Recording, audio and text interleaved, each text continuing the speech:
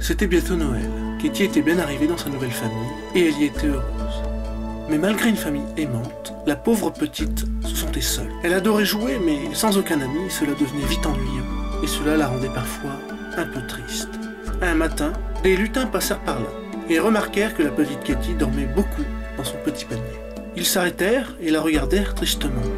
Soudain, l'un d'eux eut une idée. Et si on allait demander au Père Noël un cadeau pour le petit chien triste? Peut-être qu'elle serait contente le jour de Noël. Ce n'est pas juste que l'on soit triste. Oh oui, bonne idée, répondit le second. Arrivés au pays des jouets, ils allèrent directement voir le Père Noël, qui avait l'air bien préoccupé. Oh, vous voilà enfin!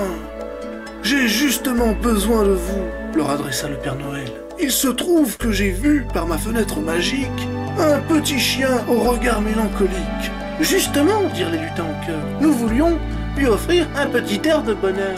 Oh, oh, oh, mes chers lutins, votre idée me convient, mais cependant les cadeaux sont déjà en route, et de ma fiole magique, il n'en reste plus une goutte. Le Père Noël regarda par la fenêtre magique, puis il se mit à rire de bon cœur. Il appela les lutins et leur montra, au fond d'un jardin froid, un pauvre petit chat. Elle était seule, frigorifiée, au creux de la neige recroquevillée. Les lutins se regardèrent.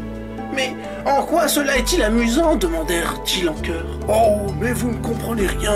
Le voilà donc, le cadeau du petit chien. Mais enfin, c'est bien connu. Un chien et un chat ne s'entendront pas. Allons, petits hommes de petite foi, à deux âmes en peine, entente certaine. Sur ces mots, le Père Noël prit son traîneau pour sa tournée nocturne. Quand il passa près de la maison de Katie, il prit le chat qui dormait au fond du jardin et il l'emmitoufla dans une petite chaussette. Puis il déposa le tout au pied du sapin. Avant de s'éclipser, il regarda le petit chien et lui murmura « Joyeux Noël! J'espère que le cadeau te plaira !» Soudain, Katie se réveilla, mais le Père Noël était déjà parti. Elle fut surprise de trouver au pied du sapin une chaussette toute remuante. Elle la renifla et en sortit soudain une petite tête de chat. Elles se regardèrent, très étonnées.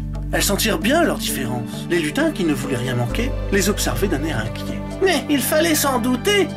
Les chiens et les chats ne peuvent pas s'entendre, dit l'un des lutins. « Chut! Laissez donc opérer la magie de Noël, leur répondit le Père Noël.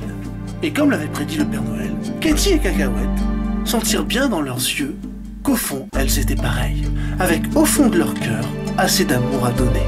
Et peu importe leurs différences, cela leur importait peu. Elles avaient enfin quelqu'un avec qui jouer.